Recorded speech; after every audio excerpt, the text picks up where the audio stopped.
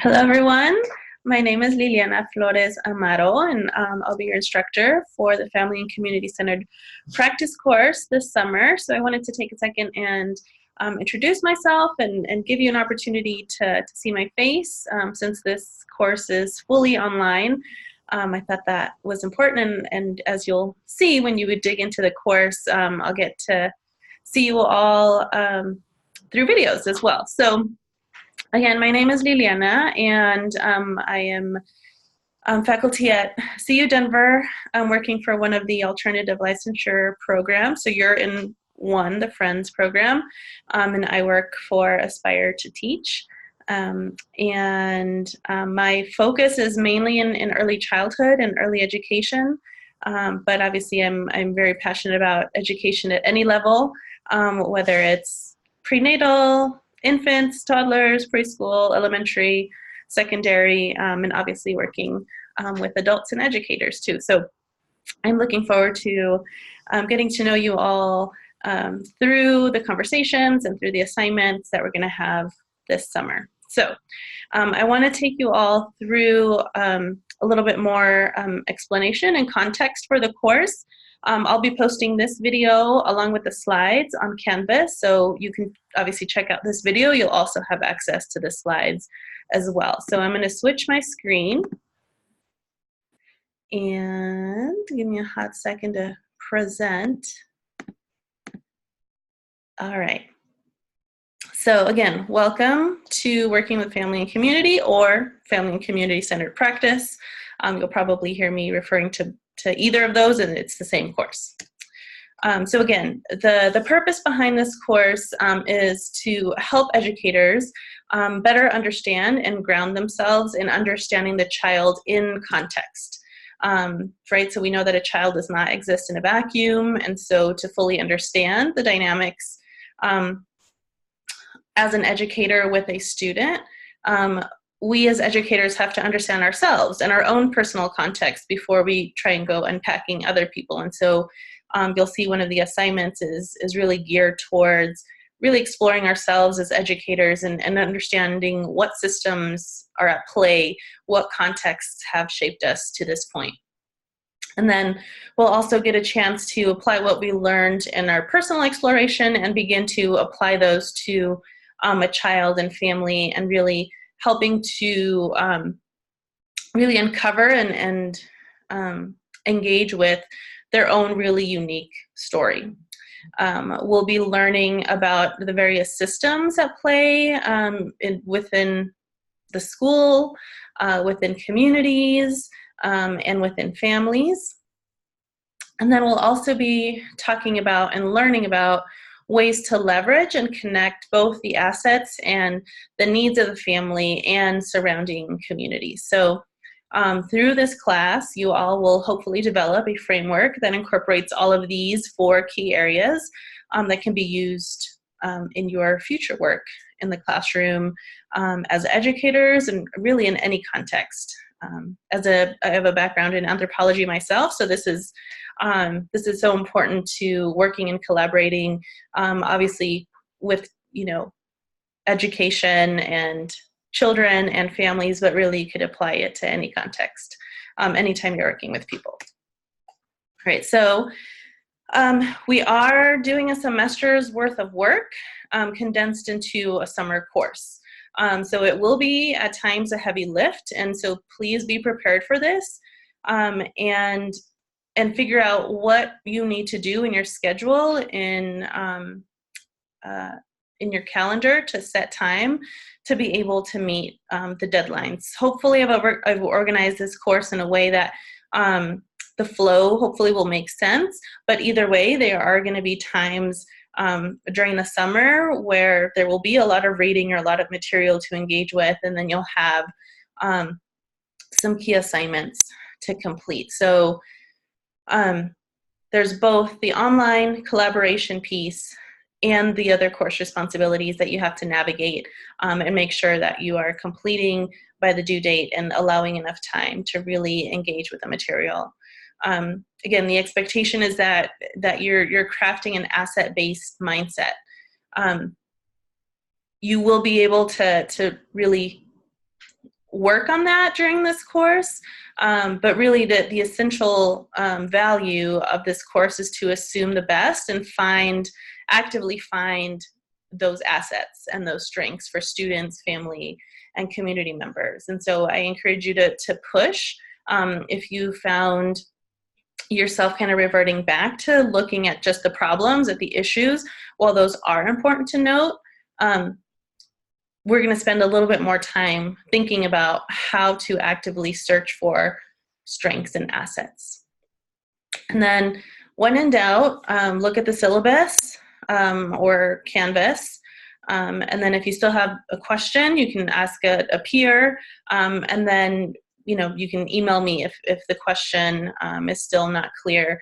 The messages would be best through Canvas, but if you need to reach me directly, we can, my phone number is on the syllabus, and we can also set up a time to Zoom. All right, so let's look at the course calendar, and the link to the syllabus is both in the slides and in the Canvas course. So you'll see that the course is organized in sort of 4 big chunks. One is exploring ecological systems. The next is exploring family engagement. Following section will be exploring community engagement. And then the last piece will be reflection. And you'll see that the online collaboration and the assignments kind of stagger off. So the first week we'll be engaging in thinking and learning around ecological systems theory and doing some of the internal work to help us prepare for the autobiographical mapping assignment. Once we dig into the family engagement, that online collaboration piece will help you develop the framework and approach that you need to complete the family story assignment. Likewise, that same pattern follows. You'll get some online collaboration and materials and videos to watch that will help inform your community-based project. And then those last couple of weeks of the course are around really reflecting on the learning that you've done over the course of the summer, and kind of putting it all together. What does it all mean for you now as an educator moving forward?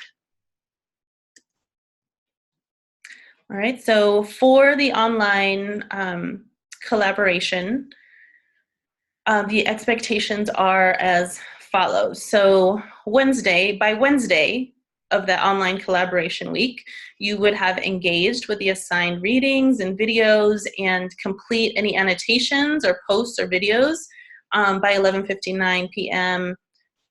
Mountain Standard Time on Wednesday. Then Friday, you will read or watch the annotations or posts from at least 2 other students or peers and respond to 2 of them by 11:59 on Friday. And then Sunday, you'll get an opportunity to revisit your initial posts and any conversations that you engaged with from your peers, and kind of close any conversations that need to be closed, or respond or revisit to any other questions, other posts that have come up since then. There is an online discussion rubric that provides specific expectations and criteria. Again, this is a graduate level course, so we expect that the conversations and the way that we engage with materials and the way that we respond is professional and of a master's level course. The other thing that some folks have been asking about is this child study contact for the family story assignment. So as I mentioned briefly earlier in the overview, one of the assignments that we'll have is the family story assignment, where you will be able to get more in-depth understanding of a child and family's context, as well as develop questions that really let the family author their own story. And so this would obviously be very helpful if you have already an existing relationship with the child or family. Again, I understand that it's the summer and some of you may not have access to the families or children that you've worked with over the last year. So we do ask that you have at least one meeting with a family, preferably in person, but we can always, check with me and check with the family to see if there's a more, if there's another preferable choice that works better for the family. We can also talk about that. You want to reach out to that family probably sooner rather than later so that you can meet with them sometime between June 26th and July 3rd. And those dates I picked intentionally because by June 26th, you would have engaged with the materials that would help you develop the approach for an interview. And by July 3rd, it would give you time to work on the assignment to submit by July 7th, which is the due date. So obviously, it's preferred that if you've previously engaged in a child study process and you still have contact with that child and family, that would be ideal. However, if you are, out of the state, or it's been a long time since you've been in contact with a child study family, or in a different teaching context where you don't have access, then you can reach out to a new student, a colleague, a neighbor, or a friend with a child, and then just adjust the reflection piece a bit to figure out what you might want to share with this child's teacher and how they might leverage that to continue building understanding and connection with this child and family. And I'll share more information about that as we get closer, but again, feel free to reach out sooner rather than later because it'll come up fast. All right. Sorry, that's my dog. The other thing that I've added to this course this year are the workshops, and these are completely optional. They're not required,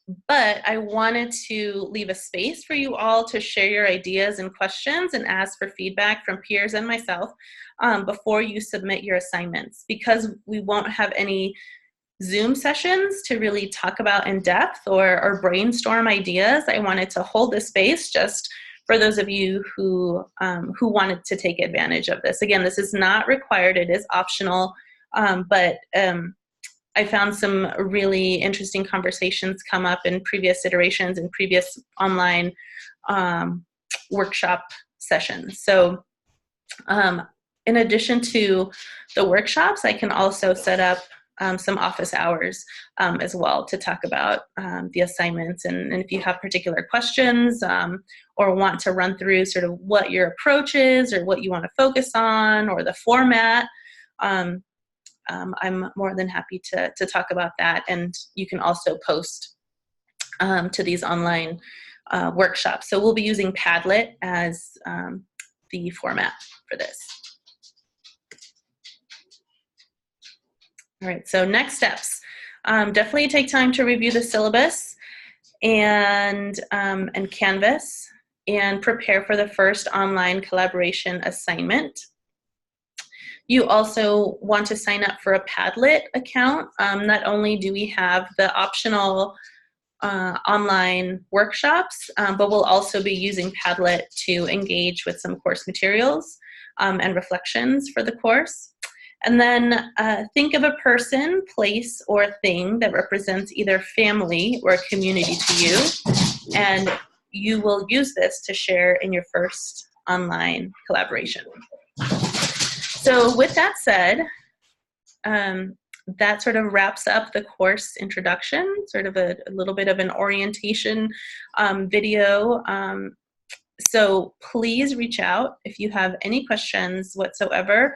Again, read through the syllabus, check out the course on Canvas, and check out the rubrics. There's rubrics for just about all of the assignments, as well as exemplars. So if you come across anything that looks wonky on Canvas or anything that's sort of tech issues that you see coming up for you, please let me know as soon as possible so that I can troubleshoot and figure out what's going on my end. So again, super excited for the summer with you, and we'll be seeing each other very soon through video in this first week.